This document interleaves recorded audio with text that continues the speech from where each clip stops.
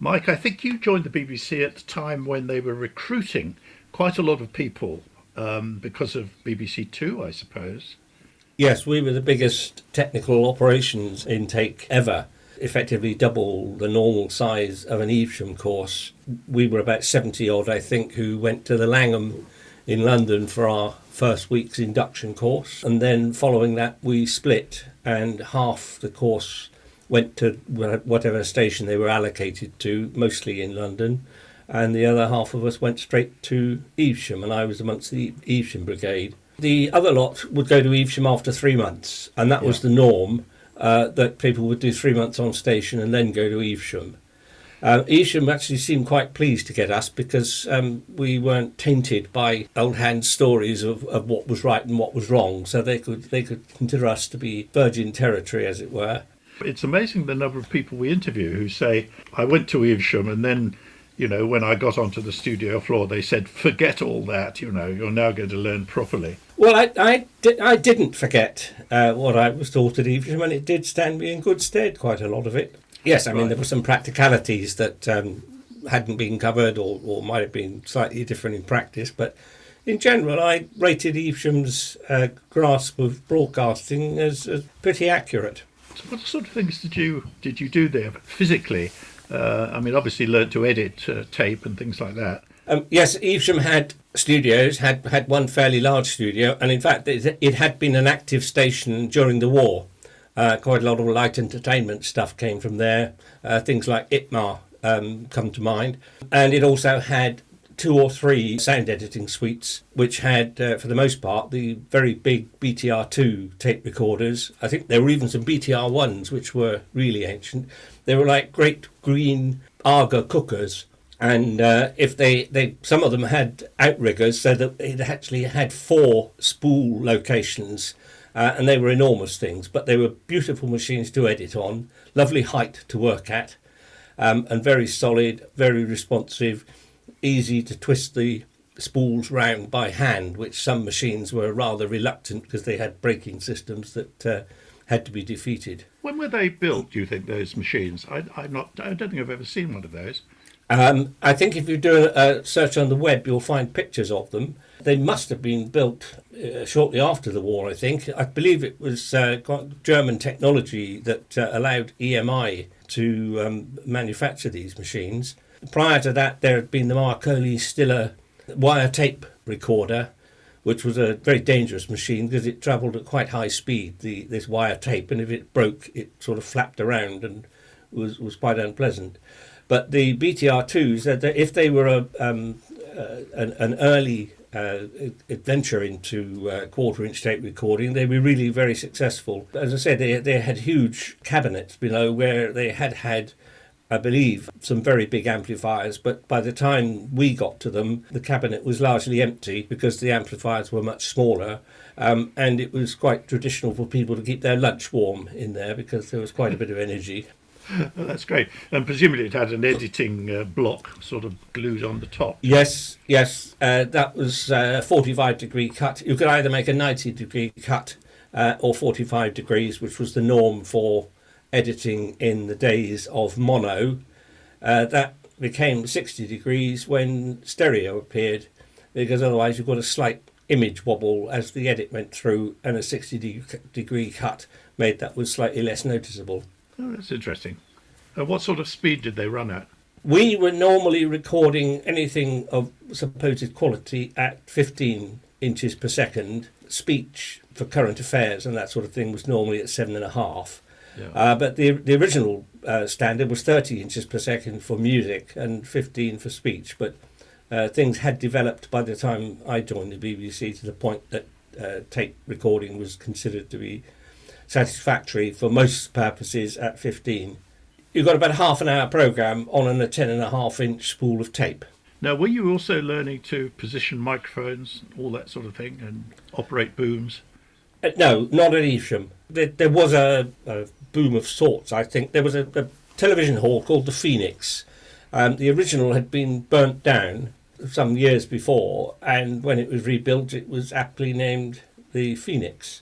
That had several cameras in it. If I remember rightly, the boom was more of a lazy arm. I don't think there was a platform, the operator was still on floor level. So it didn't really give much in the way of experience of how the norm of sound coverage was at that stage in most television studios. There was quite a reasonable lighting rig, so we experimented with lighting, and cameras were fairly generous in number, even if they were a bit antiquated. We were using an old scanner, mobile control room, outside broadcast vehicle, that is, as the control point for that. And that was actually quite a entertaining and instructive element of it, because those sort of scanners were still very much in use. So when we got to station, if you ended up on OBs, it was partly familiar. Now, you weren't just learning about sound, you were presumably learning everything, were you? Yes, the admission at that stage was general. Tech ops covered cameras, lighting and sound. Right. You were sort of given the basics of all disciplines. So we did lighting exercises, taking photographs. Usually we were housed in twin rooms then. So you usually worked with your roommate, and he took photographs of you and tried to make you look angelic or whatever with his lighting, or demonic. And then you swapped over and you took photographs of him. And those, I think many people have still got those, as they were quite a landmark in the course at Evesham. Evesham itself was really rather extraordinary, wasn't it? You had these Nissen huts, I think, that were the rooms. Yes. Evesham was very much like an old army base in that respect, that the wartime huts were still there, and they were just like the sort that you would see on a military base for accommodation. And that was most of the workshops and lecture rooms were in those wooden huts. By the time I got there, was quite a reasonable block in the shape of Block D, if I remember rightly, which was quite reasonable accommodation. Twin rooms. I think we must have had running water. I don't remember much about the ablutions, I have to say. It was a long block with a central corridor which had stairs in it at intervals, about half a dozen stairs going down a level. And reputedly, some trainee on a previous course had used his motorbike in this corridor, betting people that he could jump down these sets of stairs. And apparently he killed himself because he hit the ceiling before the bike dropped sufficiently. So it was rather a grisly element of Evesham's accommodation block. There was a canteen there. There was the main big house, which I presume was used for lectures as well. Yes, there were lectures in there. The main control room was in the big house. There were several lecture rooms, all wood panelled, all quite palatial, really. The building at that time lacked its top story because there had been a fire at some stage, and what they did was lead over the floor below, which was still remaining, so that it had lost its top block. I believe that's now been completely refurbished, and it's a hotel nowadays. Now, did you at that time appreciate that there was an underground system there for broadcasting? Oh, very much so, yes. There was a lot of work going on while we were there, and a huge hole being filled with masses of concrete. And I think it was widely supposed that this was to be used in the event of nuclear attack as a broadcast centre. So presumably the concrete was adequate to withstand a nuclear attack. Probably not a direct hit, but certainly the fallout. And there were very distinctly plans afoot that Evesham would be one of the centres that would take over broadcasting if there were to be nuclear war. And I do remember one thing which was possibly slightly more related to the Second World War. Outside the main control room, which, as I mentioned, was in the old house, in the old control room, which had obviously been a hangover from World War II days, there was an axe on the wall. And there was a message which very few people seem to remember, to the effect that the last person to evacuate the building in the event of hostilities was to use the axe to cut through all the cables. Good Lord. So So that the enemy couldn't use it. Yes, so that the facility would be put out of action because all connection with the outside world would be lost, and would take quite some time to reinstate. Yes. Did you ever get a chance to go down there? No, we saw it from above. Right. It was still, while I was there, it was still an open pit, or at least appeared to be an open pit, but I gather there was actually stuff underneath the area that we could see. But no, there was no possibility of any access by the likes of us. Yeah, I was just wondering if it's still there, still operational, because the Ukrainian thing might make it more appropriate now. The actual construction, I know, is still there. Somebody referred to it recently because people have visited Evesham on course reunions, and they certainly have referred to the fact that the facility is still there. But to what extent it's equipped, I really don't know. That's fascinating. Right. Okay. So you did your training. Yes. And then you moved back to London, presumably. No, I went to Bristol. Oh, you went to Bristol. Yes, and it was expected, I think all 70 of the initial training course expected to be sent back to London to work either in television centre or possibly on outside broadcasts.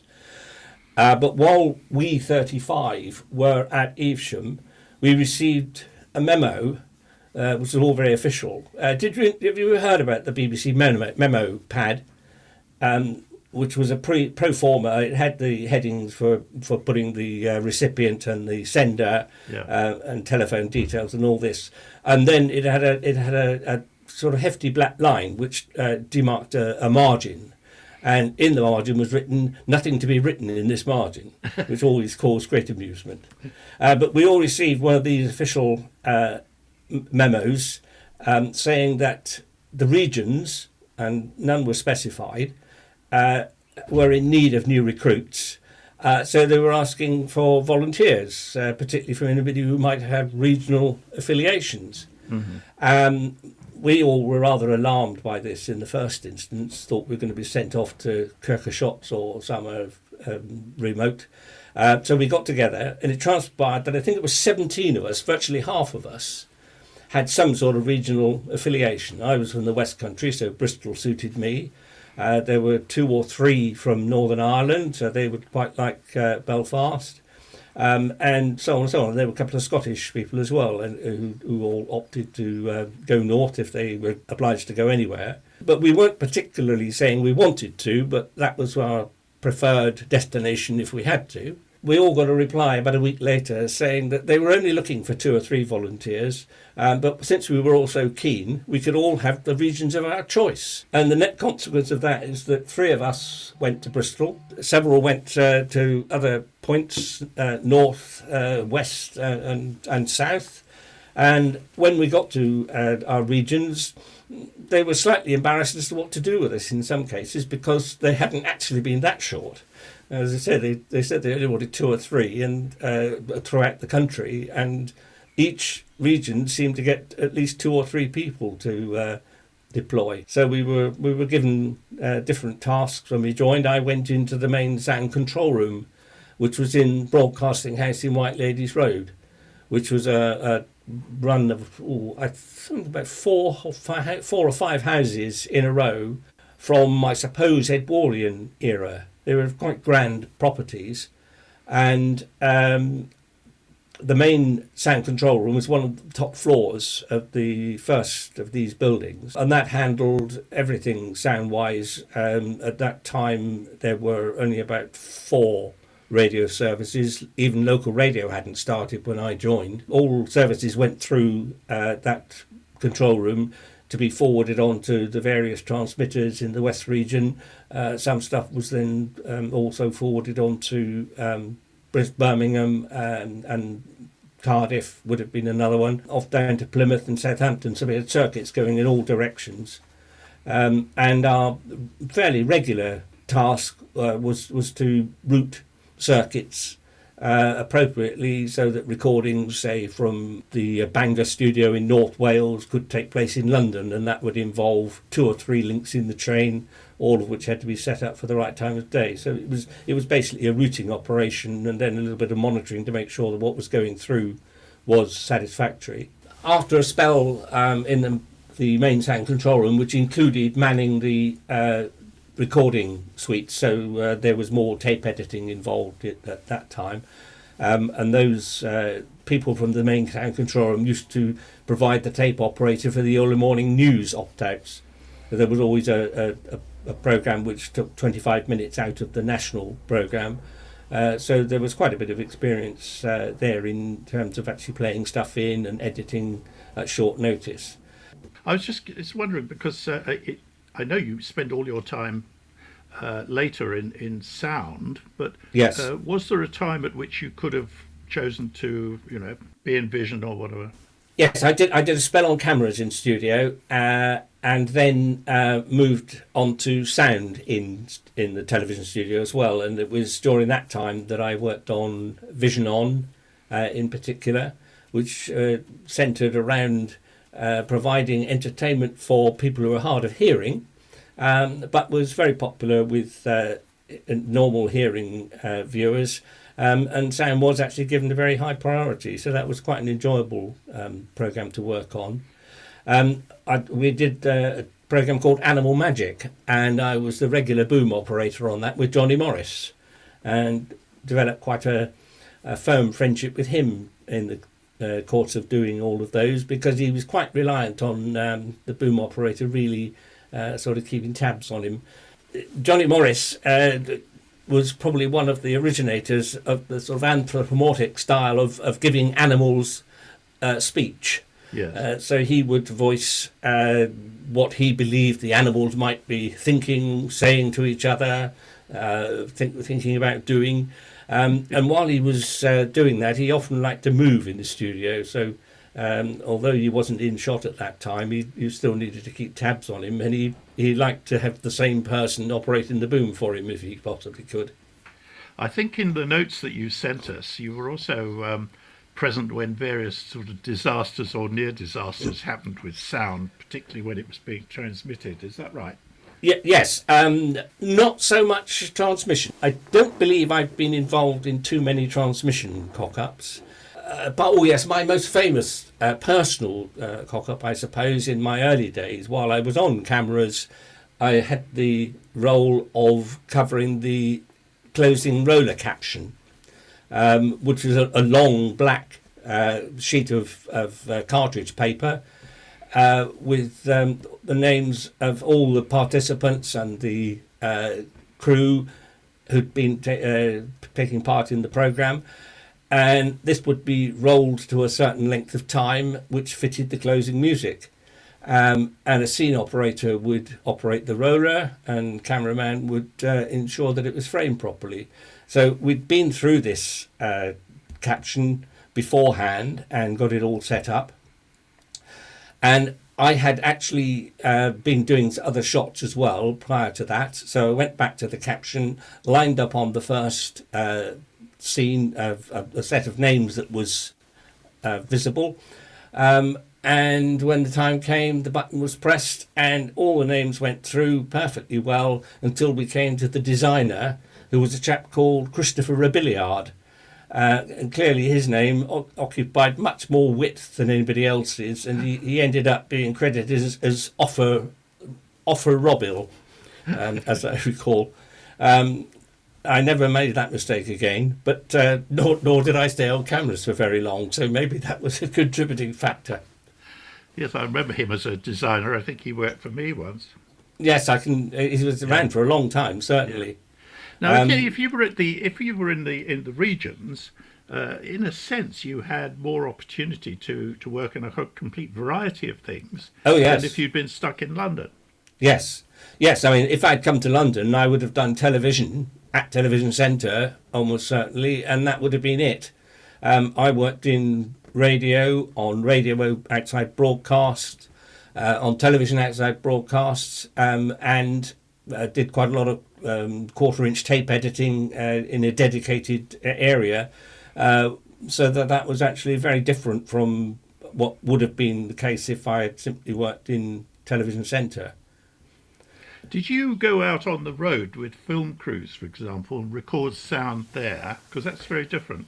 I didn't work with film crews as a matter of course. I once went out with a film crew to provide support as a pole operator when they wanted to film a séance, Madame Arcati and all that. And this needed extra coverage, and so I was lent to the film unit just as a rod operator to hold microphone over the audience, I think it was, so we heard the responses of people to whatever the medium believed she was able to tell them. But that was about it. The rest of it was all outside broadcast electronic coverage rather than film. What about things like sound effects? Were you responsible for doing those? Yes, sound effects were a big part of the gram-op function. We didn't have people actually called gram-ops in the region. We were all just technical operators. In London, there was a category of gram-op. But while you were working as a gram-op, and yes, sound effects from disc were regularly required, and we had a full library. I think all the regions had a full library of gramophone effects. But occasionally you had to record things incidentally because there wasn't any effect that was suitable. I remember we did it was a radio production, and we needed the sound of a bike being thrown into a gorse bush. Couldn't find anything suitable, so we went out onto the local hillside with a bicycle and threw it into a gorse bush, and it sounded just like a bicycle being thrown into a gorse bush. So, and surprising. In dubbing, for example, we did a lot of natural history dubbing, and again, that's something I wouldn't have experienced in London. Film dubbing in this case. Very often we would use a bag of old quarter-inch tape, all just loosely thrown into a bag in order to create footsteps when people are going through jungle or grassland. So a lot of the feet that you heard were in fact somebody just crunching some quarter-inch tape in their hands. And we used to do what the Foley artists do by way of putting the sound of footsteps on when it hadn't actually been recorded on site, or there had been other background noise that meant the original sound wasn't suitable. And as with everything, you had to be very sure that you got the right sound. So if you were playing a dawn chorus, you had to be sure that it was the right time of year and that it was appropriate to the location. At bird calls, you had to get exactly the right species, because there'll always be somebody who, listening at home, would ring in or write into the BBC and saying that wasn't a missel thrush that you were playing, it was a blackbird or something of that nature. And the same actually applied in drama and any other example of the addition of sound effects. Ticking clocks were a prime example where people played the wrong sound of a ticking clock over a shot of a clock that somebody recognised and would write in and say that clock didn't sound like that, you've cheated. Cars used to have very distinctive sounds, and so you had to make sure you got the right recording if you were just covering some mute shots of vehicles. Did you do any comedy down there? No. Bristol Studio A wasn't really big enough to accommodate a sensible audience. We did do drama quite extensively. There was one drama at least one every year. We did things like Going for a Song, which did have a small audience in, but that was about as big a production as the studio could possibly accommodate. And that was with good old Arthur Negus, of course, who, amongst other people, I have managed to hit artists on the head with the boom microphone, and Arthur Negus was one such. Going for a Song used to involve the panel, with Max Robertson as the chairman, sitting on a raised platform with steps down to the studio floor. And at some point or other, this was in a horseshoe shape. And at some point during the programme, Arthur would be showing a piece of furniture that was down on floor level in the horseshoe. And it was always the case that there was a fairly close shot of Arthur Negus while he was telling us about what he was going to be showing in a few moments' time. and then it would cut to a wide shot immediately he finished speaking, which meant lifting the boom rapidly. And on rehearsal, fortunately, not transmission, I lifted the boom really rapidly. The 4033 microphone, which was a very heavy dual device. It was moving coil and ribbon to produce a cardioid effect, which was ideal for television. Those were very heavy, and they were only held into the boom in a collar with sorbo rubber to prevent vibration being picked up by the microphone from when the boom arm was operated. It was a fairly precise art as to how tightly the microphone was fixed into this collar, because if you screwed it up too tight, then the sorbo rubber had no effect and you'd hear every movement of the boom arm. So this microphone was held in place by friction, and when I lifted the boom rapidly on the cut to the wide shot, the microphone stayed where it was. And of course, Arthur Negus stood up at that time, and it imprinted the veins on the bottom of the mic on his forehead. He was very nice about it and said it could happen to anyone. Fortunately, this was the rehearsal. No, that programme went out live. We did quite a bit of live television in Bristol, actually. It was quite a training ground as far as that was concerned, of getting it right on the night. Presumably when it was live, it was largely regional broadcasting, was it? Not necessarily. I mean, Animal Magic and the Desmond Morris programme, Life, which was for BBC Two, I think, Going for a Song, they were all network programmes which were simply being done in a region, either because the production staff were regionally based, or because there wasn't space in the London studio. So that's how we came to do Vision On.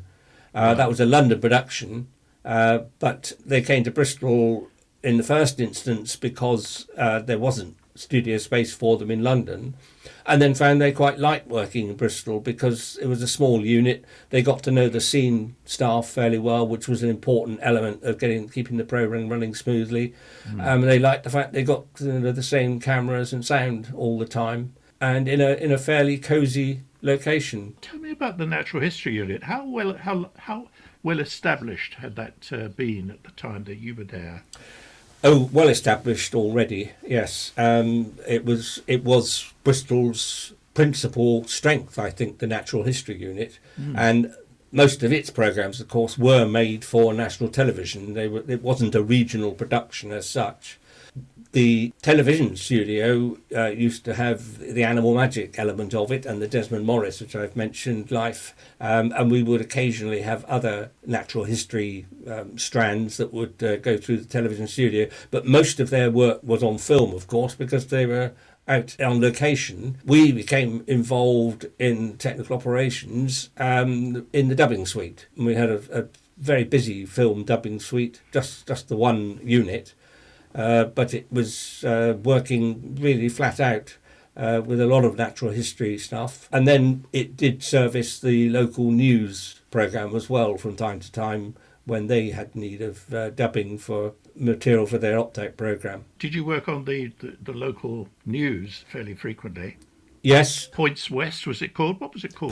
Points West, yes. Jeremy Carrad was the principal presenter on Points West. The situation in the regions generally, I think, was that once you reach grade C minus, I don't know if we mentioned this, when we left Evesham, we were all on grade D. That was the basic operating grade. Then when you had a little more experience under your belt and there was a vacancy, you were promoted to grade C minus, which was the SA2 would be the comparable operation in London television studios, and I think a lot of radio staff would have been C minus. Then once you got up to mixing in radio for the majority of programmes, you would probably be on grade C, whereas in television grade C would have been the SA1, Sound Assistant 1, who was in charge of the sound crew. Sound supervisors, by the time I joined the BBC, were mostly on grade B1 minus. It was quite a complex range of grades, and so if you were on B1 minus, you were lower than a B1, and a B1 was lower than a B.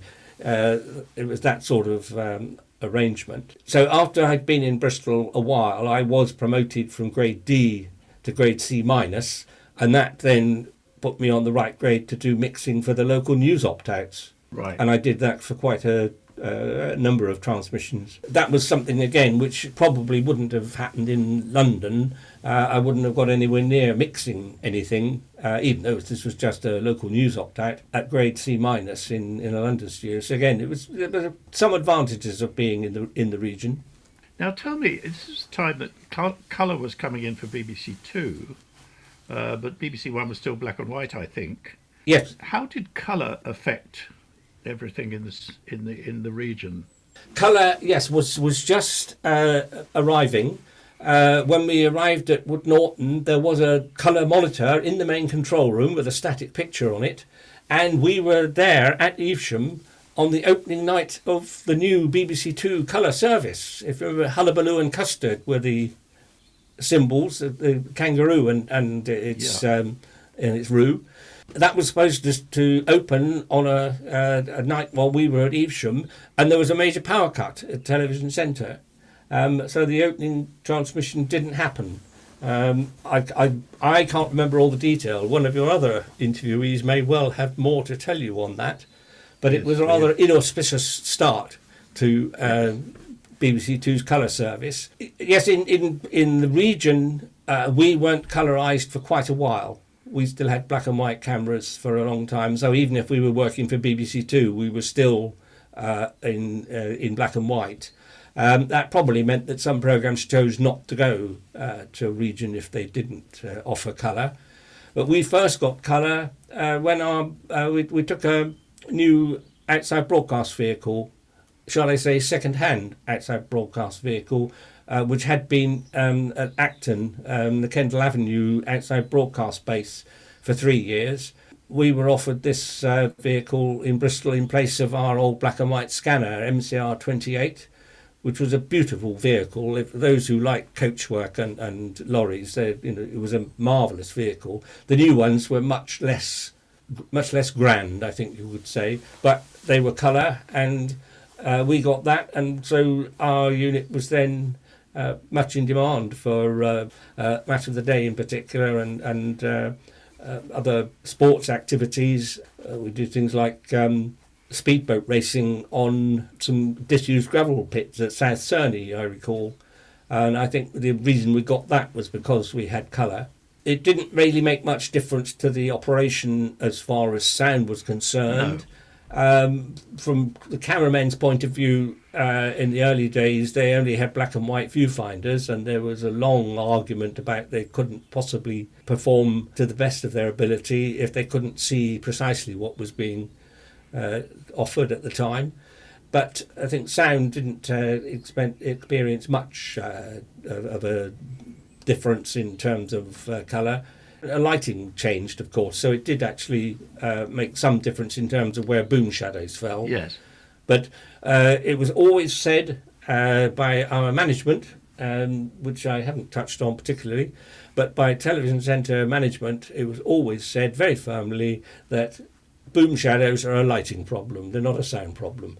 So we were able to hold that as our defence, but it did mean that there had to be quite a lot of liaison between boom operators on the floor and the lighting man, yes. So that you could get your microphone in a sensible position without it causing shadows which could be seen, or worst of all, go across the artist's face. Yes, of course. In black and white days, of course, lighting, particularly as far as artists' faces were concerned, was intended to sort of model a face, to give a little bit of 3D effect to it, whereas when colour came along, there wasn't quite the same need to produce the classic monochrome photograph style of lighting. So there were variations, but I don't remember anything which was ever attributed as being solely a problem for sound caused by lighting for colour. It was always a question of cooperation between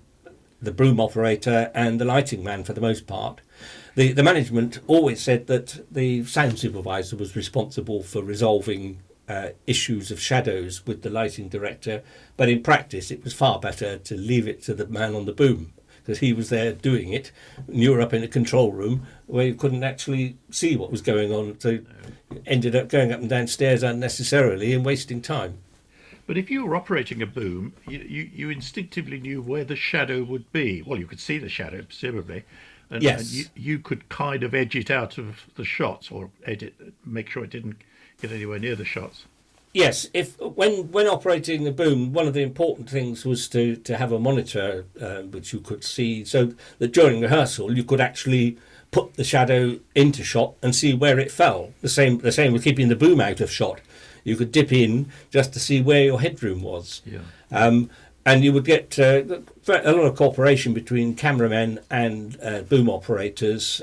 Cameramen would give you a finger pointing upwards when they were going to actually change their shot slightly, so that you needed to give them a little bit more room by lifting the boom slightly. And they'd also, if you couldn't see a monitor, they would actually give you your headroom and also tell you whether you've got shadows in shot.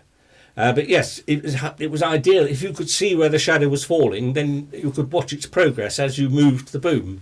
Yeah. If you couldn't see it, then it might appear suddenly to your surprise.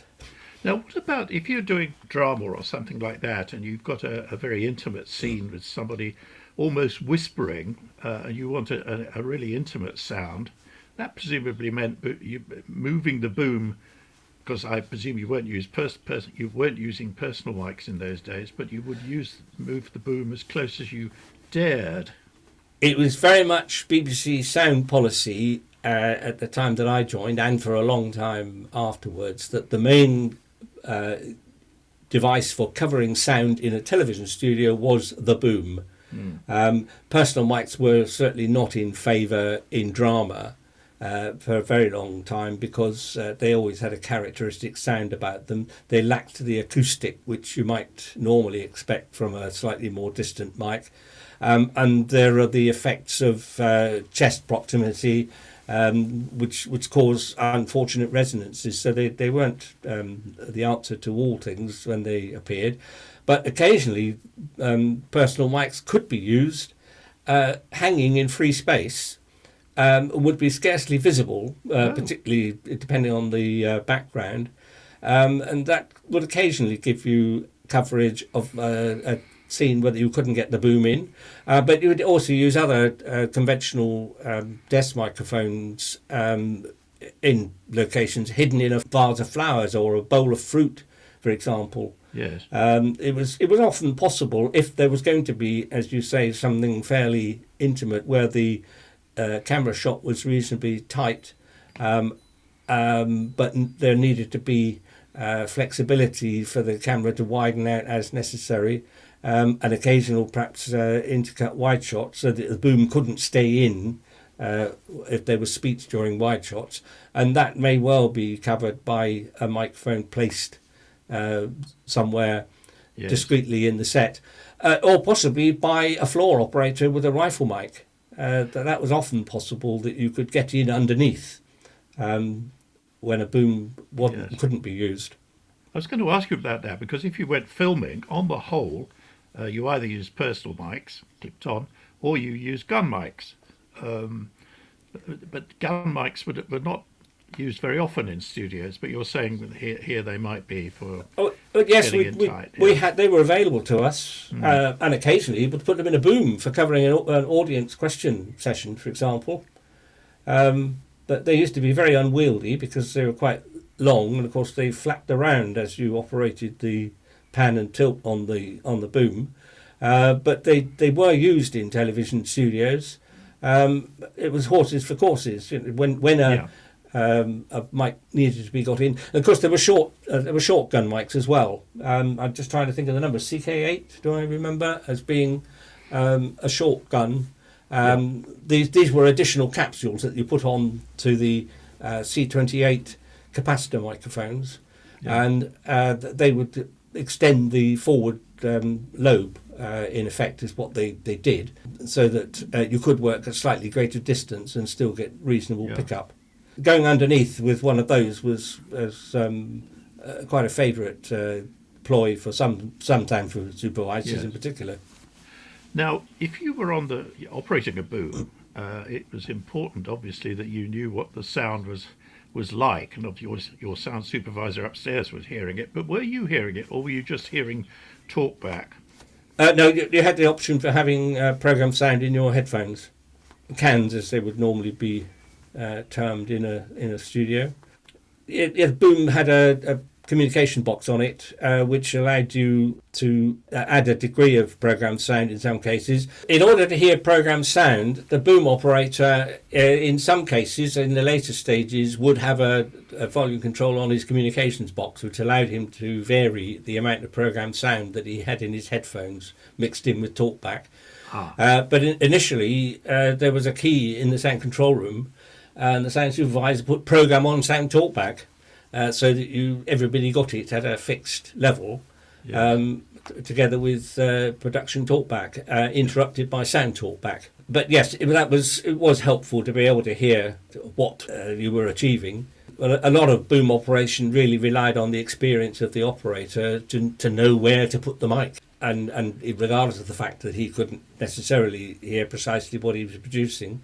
Yeah. But parallax error, of course, was a great thing. That if you try and point something in a given direction when it's a long way from you, and the microphone itself could be 20 feet from you, it was definitely a question of experience and skill to decide what that microphone was pointing at, because you weren't in line with it. Yes. And so parallax error was very much in terminology that was used in respect of learning how to operate a boom.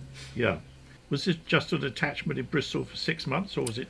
No, I stayed in Bristol for 9 years. Oh, 9 years! Yes, 9 years, reaching the heady heights that I mentioned of grade C minus.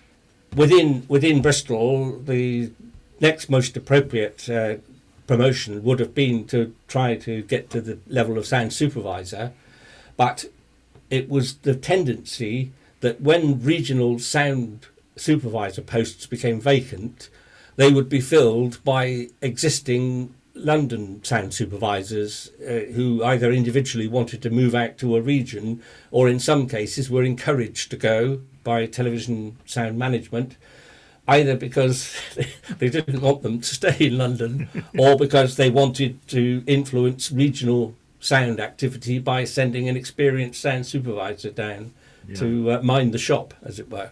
Yeah. So I had actually experienced 2 or 3 of these imports of London sound supervisors, one from radio, all very nice chaps, we all got on very well together, but it did seem unlikely that you would be likely to get a promotion to sound supervisor in your own region. Yeah. There was a thing called the sound training course, which was obligatory for anybody who was going to become a sound supervisor. And there was a regional version of that. So all London sound staff who wanted to be sound supervisors would have gone on the course, and most of them would probably already have been gram-ops by definition. Yeah. In the region, we didn't have that category, but anybody who had reasonable experience of sound, I think you probably had to be at least grade C minus, you could opt to go on this sound training course, which was, I think it was 6 months in duration, of which you spent the first month back at Evesham, doing some classroom work and more theory. Head of television sound would come up and lecture you while we were there.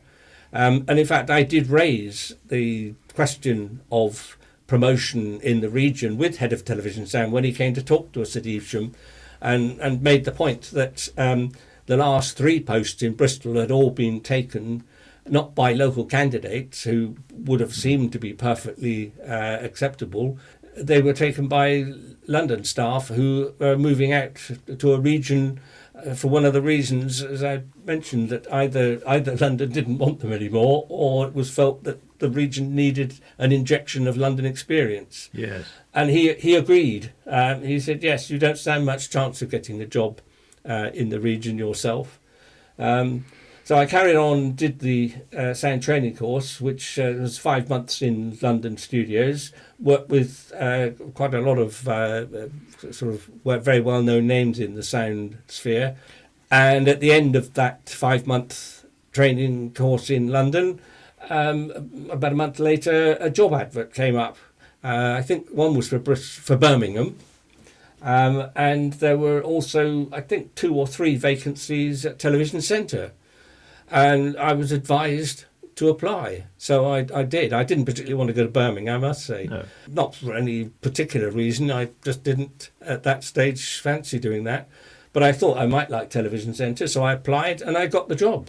Mm-hmm. So I bucked the trend in that sense, that it's very rare for people to move by choice from a cushy region like Bristol to Television Centre, which Television Centre had a dreadful reputation, really, amongst the regional staff.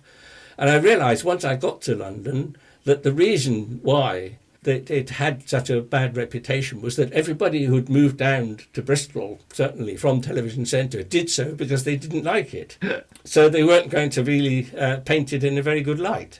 But when I got to Television Centre, even though I was a regional oik, who knew nothing in theory, I had a very welcome reception, and when I eventually got the job, I experienced none of the animosity that I had expected, because I superseded people who had been working on sound in television studios for certainly longer than I had, and might reasonably be expected to be promoted, but they've been overlooked for one reason or another.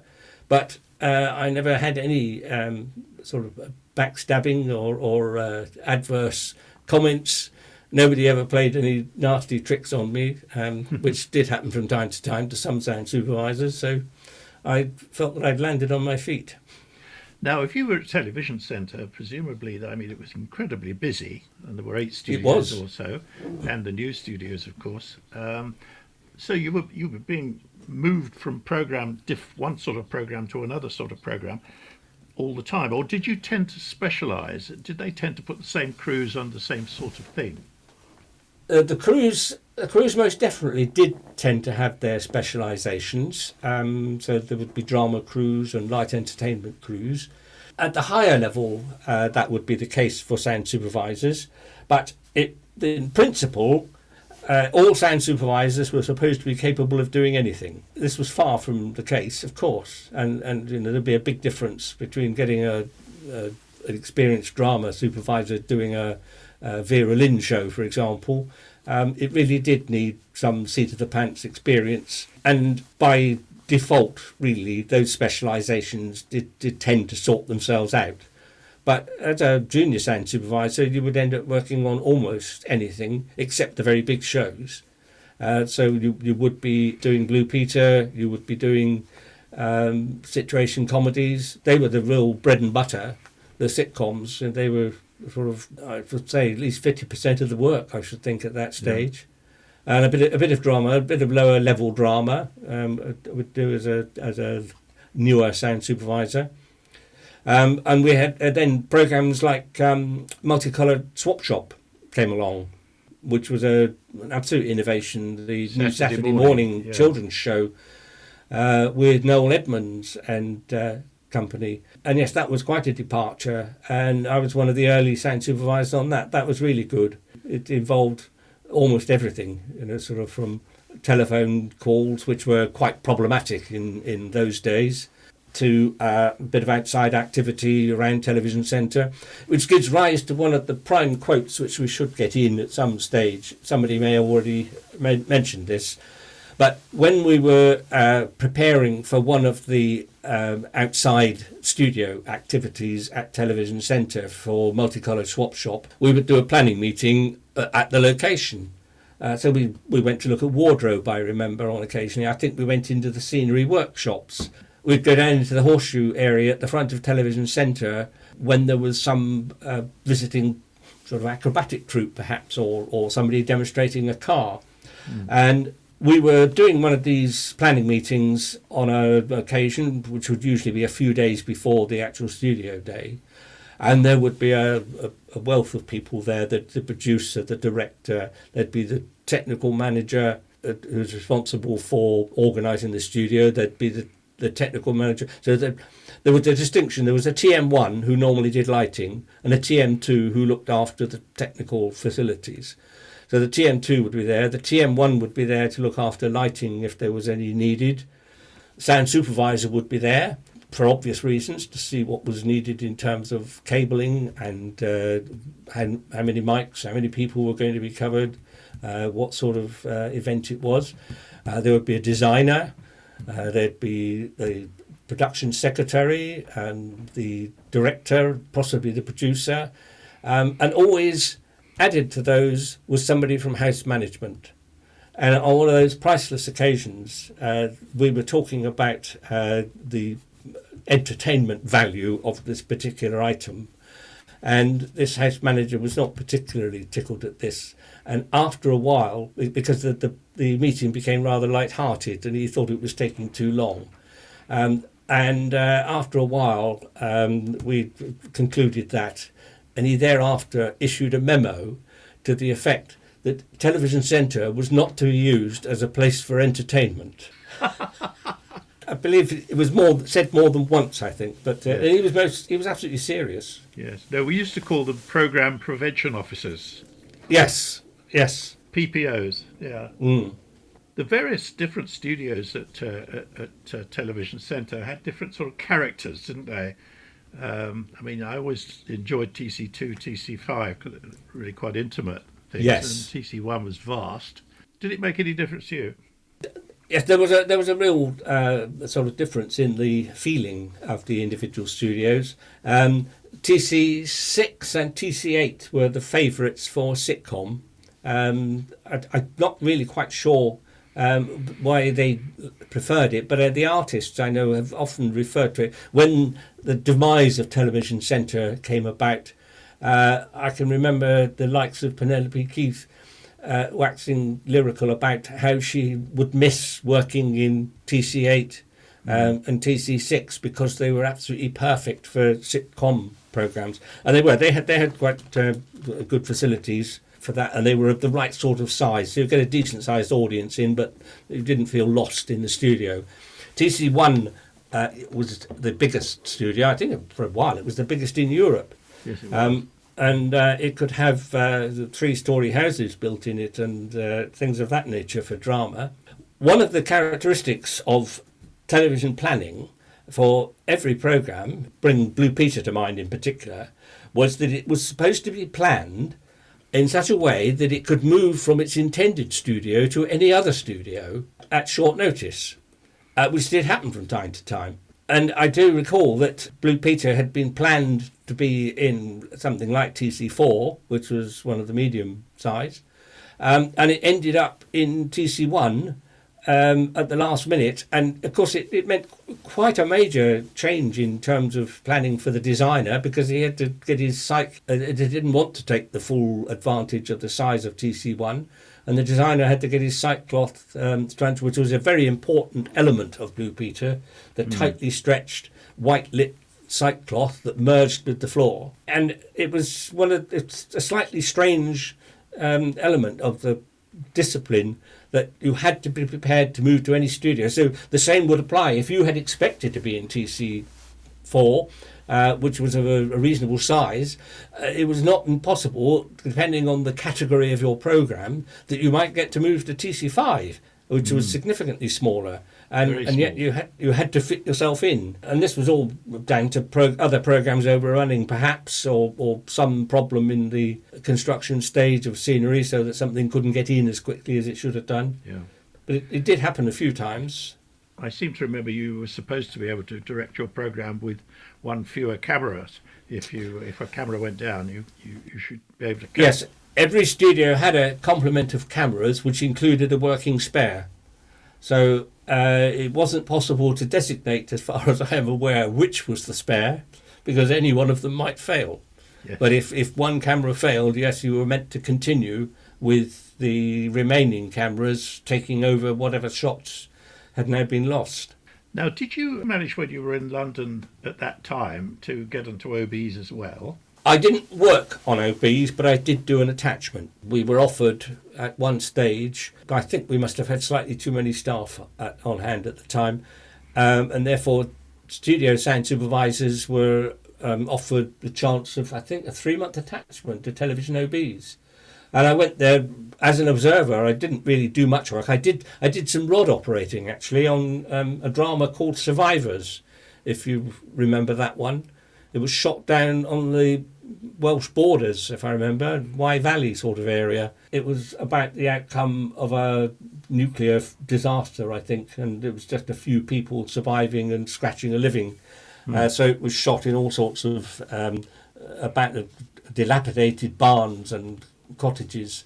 And that was the only work I did, really. The rest of it was just observing what other outside broadcast sound supervisors were doing. Ironically, the outside broadcast sound supervisors were offered the opportunity to come into the studios on attachment, and none of them wanted to. So it was clearly not considered to be an attractive proposition from their point of view, because they liked the open road and the freedom. The expenses not being supervised directly by management. That was one of the particular advantages. They were out on the road. The manager was back in the office unless he made a particular journey. Whereas in Television Centre, you never knew when your sound manager might put in an appearance. But you did go and work in OB because you went to the Olympics, I believe.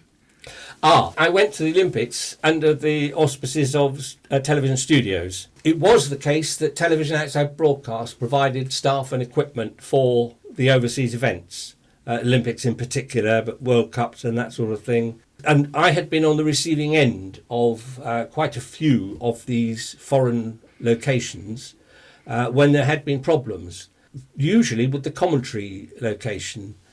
We had either problems with either the quality of the circuit or wrong levels going into the commentary box on site, and either distortion or a lot of crosstalk.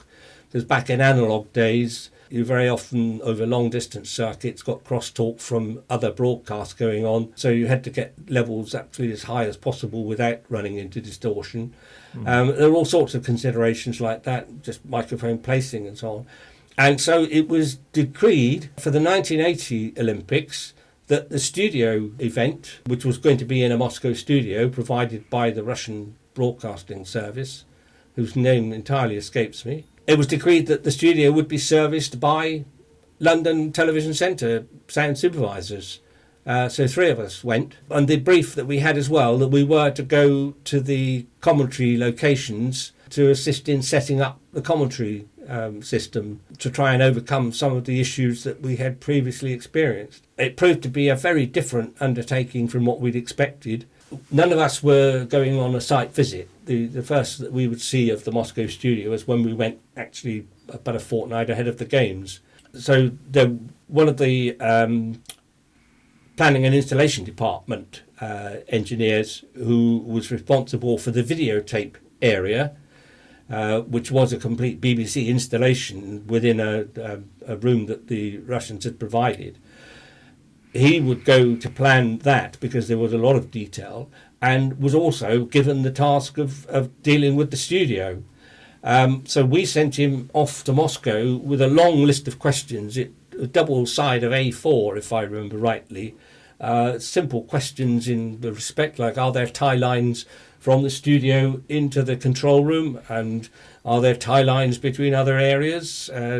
Because you never know what you want to send from one place to another. I think one question I remember about the sound desk.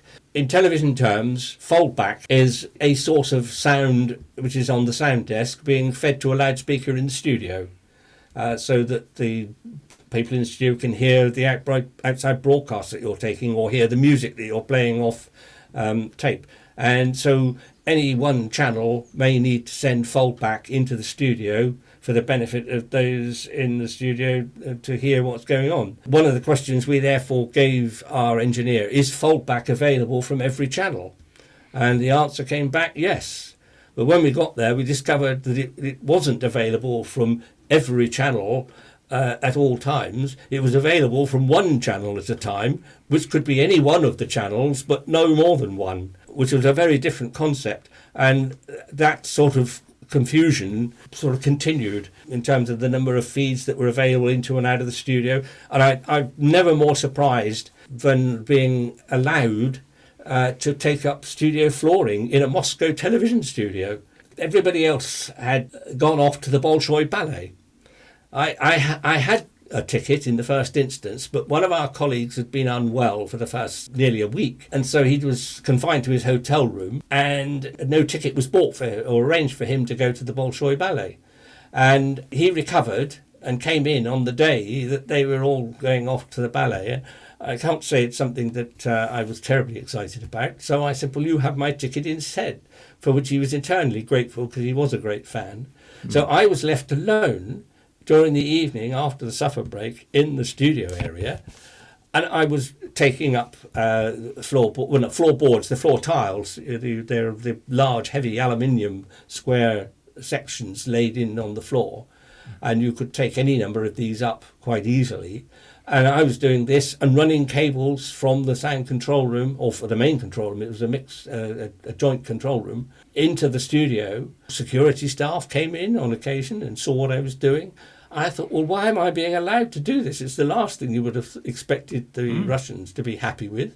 But anyway, it all went through, and they all enjoyed the ballet, and I got the circuits run in, and nobody ever asked any searching questions about it.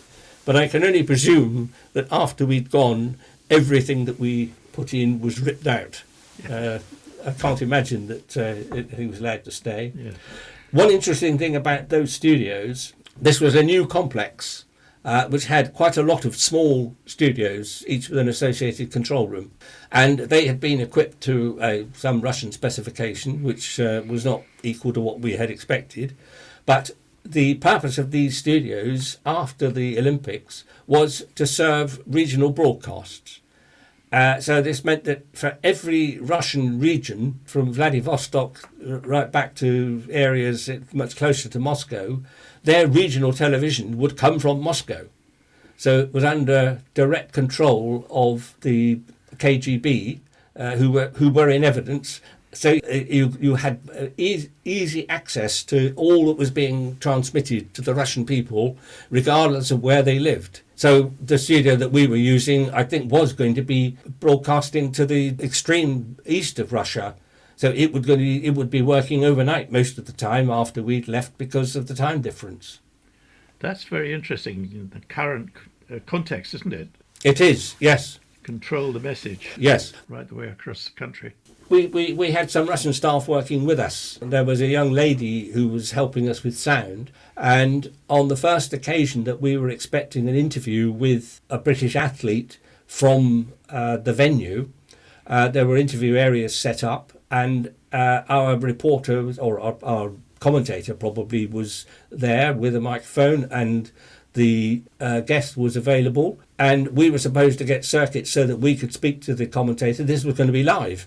And he could do his interview, and the Frank Boff was in the studio. He could talk to the commentator on site, and this was all supposed to happen automatically once a circuit was routed to you, but the location was never able to hear us. And despite what we were able to do at our end, it never came good, so the interview never happened, and we went on to the next thing. After this, we found this Russian assistant in floods of tears behind the bay, and we asked what on earth was the matter, and she said, well, she thought she would be going to Siberia because she had failed to get our circuits established in time for this transmission, and we would be making the most severe complaint about her to her management, and that would be that. As far as she was concerned, she would never be able to work in television again. And we said, well, that's nonsense. We shan't be happy if perhaps this happens every time, but all we want to know is what went wrong, how do we fix it next time? We want to learn from the experience. It was the first time we'd never even rehearsed it. It was one of these situations. It was suddenly very relevant to have an interview at that very moment.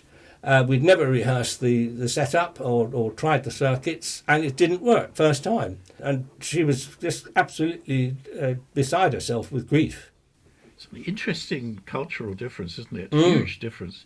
Because at the BBC, everyone was used to sort of, if you need a bit of gaffer tape to make something work, you do. And yes. If it doesn't work, you find another way around it. In the vision control area, there was a lady who sat at the back of the room doing nothing technical at all, with cardigan draped over her shoulders, writing notes throughout every transmission. And we never knew what she was writing about. It was in Russian, of course. But she wouldn't leave her post while there was a transmission, and she made a note of everything. And on another occasion, one of the vision controllers, who was a Russian, she'd had a problem with the camera. I think it was a technical fault, and she was writing up this report of this technical fault, which had been seen on air, so it couldn't be hidden. And in order to write this up, she had a clipboard with a paper on, and she rested this clipboard on the vision control desk, opening the iris of the camera fully by putting a clipboard against it, which meant that it was absolutely burnt out, completely white. So Frank Boff just disappeared in behind this white. We said to this afterwards, this is ridiculous. You were so worried about something that had gone wrong that you actually then created another problem. And that's the one lesson in broadcasting, is don't let one mistake lead to another. And this was a classic. I wonder if she went to Siberia. Well, I sincerely hope not, because if I remember rightly, she was the one who used to bring in strawberries from her garden. Yes, a number of people we've interviewed about the Moscow Olympics said that the conditions were pretty awful, actually. I think in terms of things like food and what have you. Not for us. Not for you. For the locals, yes. But we had really good fare in our hotel.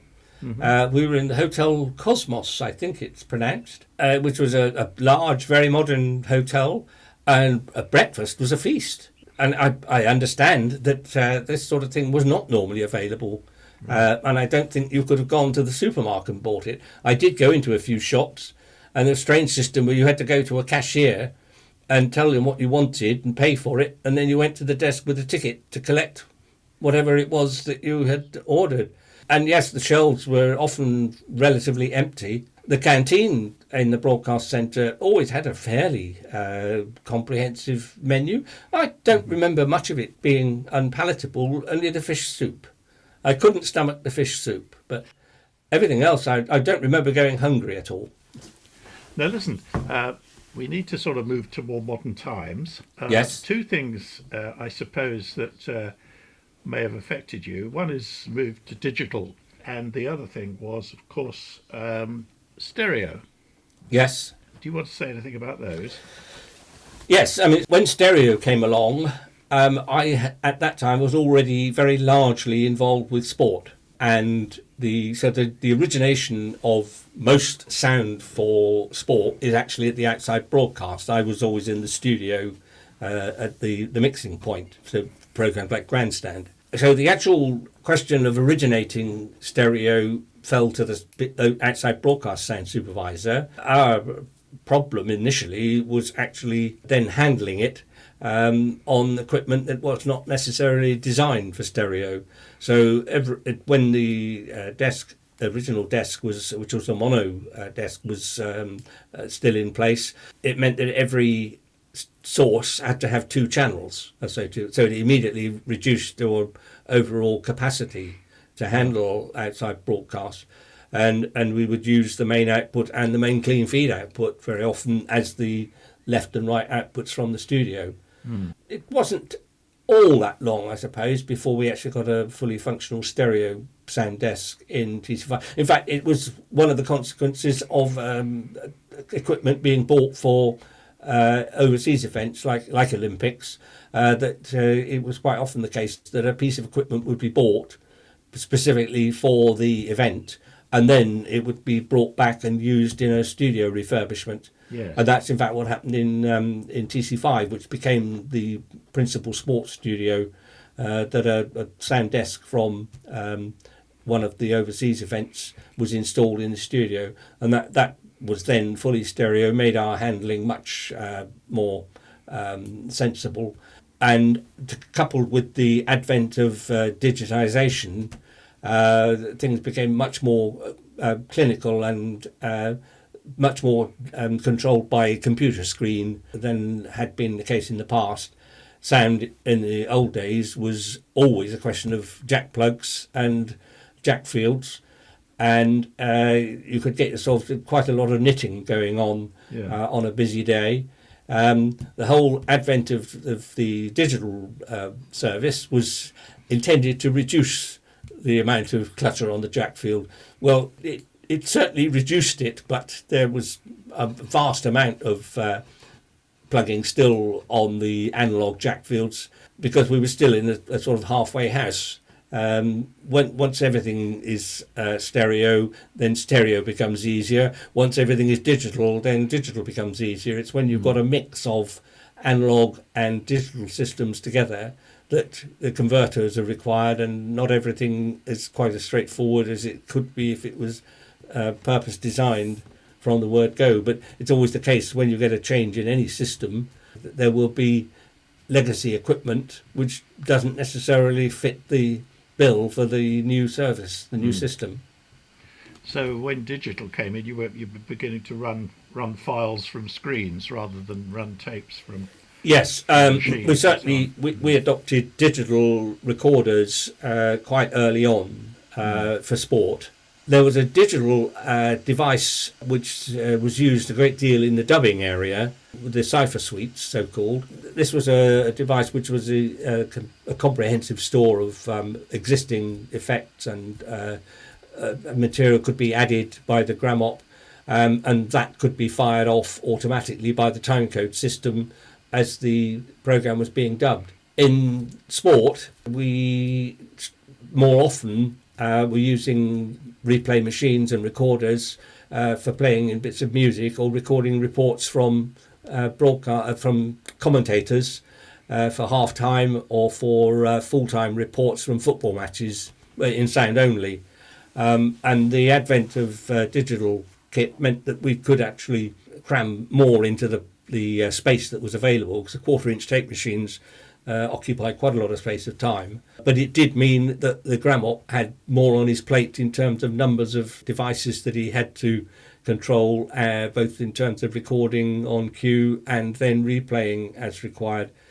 So it wasn't always as easy a transition as it might have been, partly because of the fact that a different range of staff would work in areas where they weren't necessarily entirely familiar. So we had a long period when people were becoming familiar with digital equipment, which they hadn't come across previously, which made life slightly more stressful, I suppose. But I think in the end it all sorted itself out. Yeah. Now, you said TC5, you're working quite a lot in that. You were helping to design that, weren't you? Yes. Sport had always wanted a home of its own in Television Centre. They investigated quite a number of areas where there was going to be a purpose-built studio. That was their plan. I remember that one of the sites that was considered was the old swimming pool underneath probably TC1, which was a large tank. Huge space, and it could have provided probably most of the area that was needed, but in the end that was considered unattractive because it had no outside access at all, would have been completely enclosed. We did think on one occasion we're going to take over the old presentation studio area where Pres A and B had been, where the weather and things like points of view and the old grey whistle test were done. Yes. But that became the new central apparatus area. So in the end, it was determined that sport would move into TC5 and it would be equipped specifically for sports use, and that their set could stay in place, which was a major consideration. There was quite a lot of time spent rigging and de-rigging the studio floor set. And it also meant that when TC5 came to be refurbished, we did put in equipment specifically designed for sport. One of the most significant things was the communication system, because sport was handling a lot of outside sources which were beyond the capacity of most studios to cater for. Yeah. Not enough switch talkbacks, not enough loudspeaker inputs in front of the director. And the directors we had were pretty competent people who wanted to have everything at their fingertips, so they could switch on commentators that they wanted to speak to before they led to an event, for example, or they wanted to get latest reports from a commentator who was at a football match and they wanted to know when there'd been a score, and they wanted to have the control of all those elements themselves rather than asking other people to provide them. So we ended up putting in a very large panel by normal standards for the director in TC5, which, if I remember rightly, had something like 72 talkback outputs from it, and about 60 loudspeaker inputs. And he gave the director the ability to offer clean feed onto commentators when they were about to contribute live to the studio. Or they could clearly use it just to tell them to go ahead and do a recording and instead of doing it live. So they needed instant and constant communication with quite a large number of sources, much akin to the Olympics, really. Yeah. Where when we designed the original communications kit for Olympics following the Moscow event, we catered for 16 venues. Well, very soon we needed 20. They all escalated, and sport at TC5 was not much smaller on occasions than one of the major Olympics in terms of the number of inputs available to it. Very complex, very impressive, really.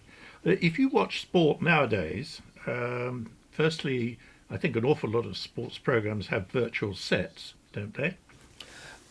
Certainly some do.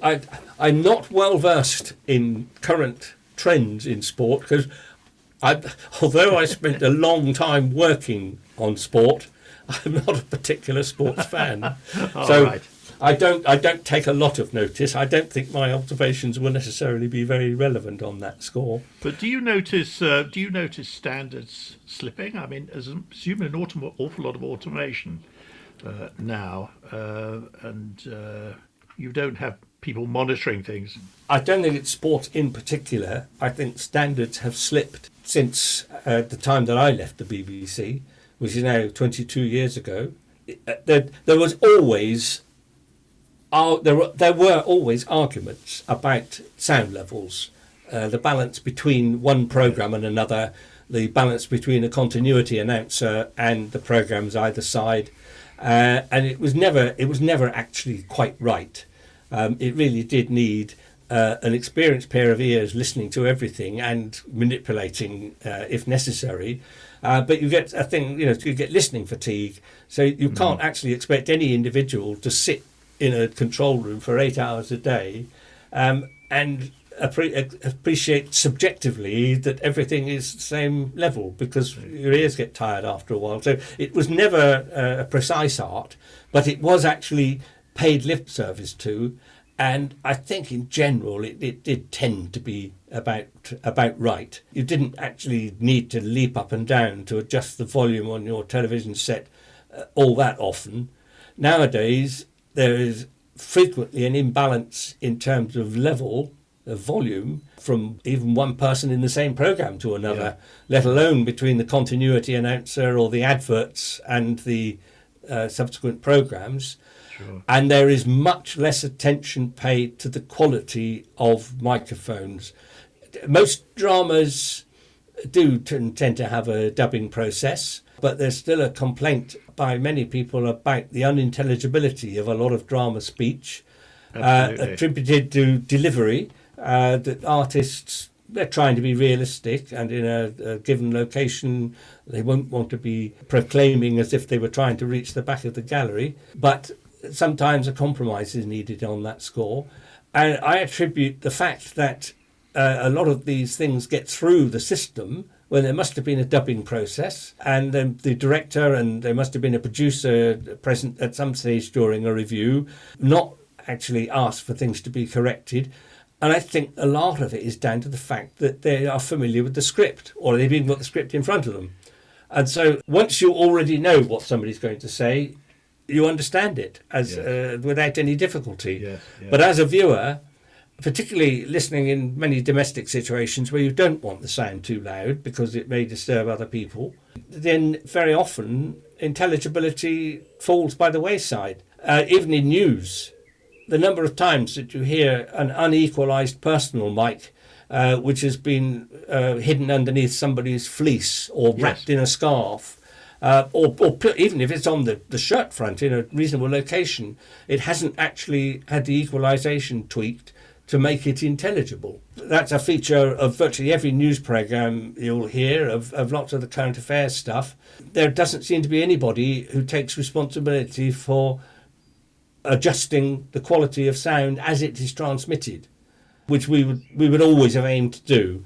If we were working in sport particularly, you get a number of sources available to you, and if one OB was a bit bass light compared to everything else, then you would probably have just done a little tweak. You probably wouldn't have told the OB sound supervisor you were doing it, as he might have objected. But the aim was to make everything smooth, a seamless transition from one thing to another.